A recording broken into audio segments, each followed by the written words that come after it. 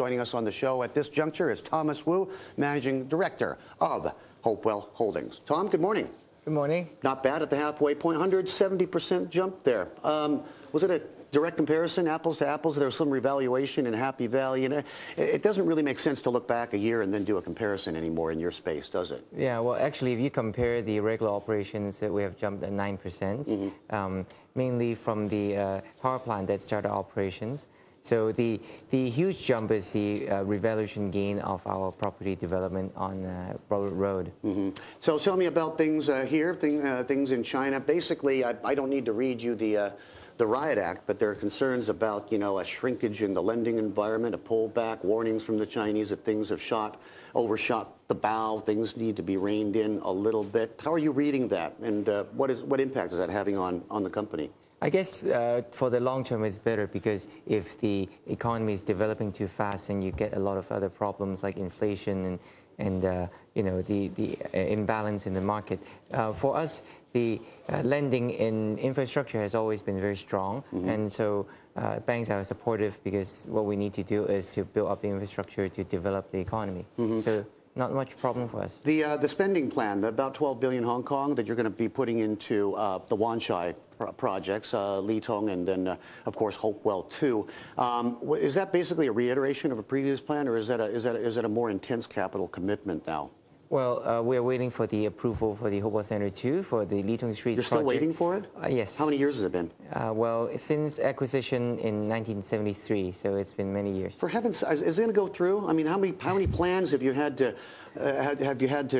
architect, draw up, and then trash because of the public's objections about congestion on Kennedy Road and all that stuff? We're not any closer to that? We hope this is the last one, but with our adjustment in the scale, we have a lot more support in the project, and so hopefully we can start this year. Now that's the Hong Kong initiative. Talk to me more about about China. You say that what the kind of environment that they're landscaping right now is good for the long haul rather than a short-term fix to the markets. But what does that mean to the next few years for Hopewell projects in China? You're going to keep a tight leash on things over there? Well, we'll just continue with our plan. It hasn't really affected us because we have no lending at the corporate level. Highways, as I said, we still get very good support from from the banks, and so we'll build up the trunk routes between Guangzhou to Zhuhai, linking Zhuhai and Macau. Yeah. What happened, by the way, with Hopewell highway infrastructure? I just checked the bottom line, 13% drop, and yet, the car market is booming, and you just talked very positively about the transport link development in China. So what happened at HHI? Actually, if you look at the operational level, we are still positive a few percent due to the rebound in the traffic flow. In fact, we have recorded the highest traffic and revenue in the roads, especially in the small cars market. The drop mainly is due to the decrease in the interest income, because our cash on hand, we have reduced that last year. You're, of course, involved in basically linking up Hong Kong and the greater Pearl River Delta region. You've got a lot of money that's going to be invested in the Western Delta Route Express.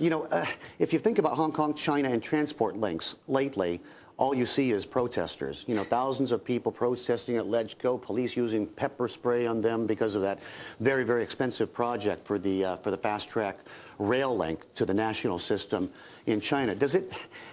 Is it getting more and more difficult to do things? I mean, are people getting more vocal? Are people, whose lives are being changed or, being paved over in the name of progress? Is it getting more difficult to navigate this kind of climate? Well, it's more timely and takes more effort to communicate the development plans to the people. And you can see actually the transport department in Hong Kong now started communicating with the youth on Facebook, I think.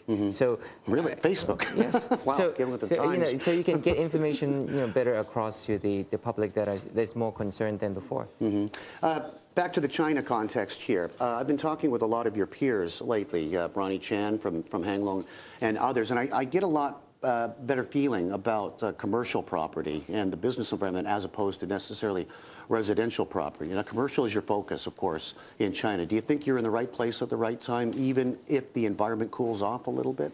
I think so, because we focus really in southern China, in Guangzhou mainly. So we still see a lot of potential there, and hopefully we can contribute to the quality of properties in the region. Will your focus on southern China and Guangdong province, could it potentially backfire at all? I'm hearing more and more that the real initiative among the people who make the rules in China is to really equalize the country somewhat and, steer investment away from the usual suspects to, inland, the go west sort of concept. Is this something that you need to sort of consider as you map out Hopewell's future? Okay, well, I guess for us, this region is the most familiar for us. We've been working in the region for over 30 years. So rather than jumping all over the place, I think the focus is more important. And the country is really large and there needs development effort both in the coastal region, in the region, everywhere. So I think it's better for us to focus rather than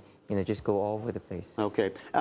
In many ways, in recent times, Hopewell has gone into a very steady kind of a mode. It's not you don't lob missiles onto the market with these newfangled projects that pop up out of the blue, out of nowhere. It's very steady Eddie as she goes. But as you think toward a new 5-year plan or the next decade ahead, are there new areas of growth? Are there new undertakings which you're starting to map out for the company? Things that we'll be talking about in the future that we don't necessarily talk about right now. Well, we see our traditional business is still growing, and for the future, I think we might do even more on the energy part. One side, of course, is on energy efficiency. The other is still that there's so much energy need that probably we'll venture into alternative energy as well.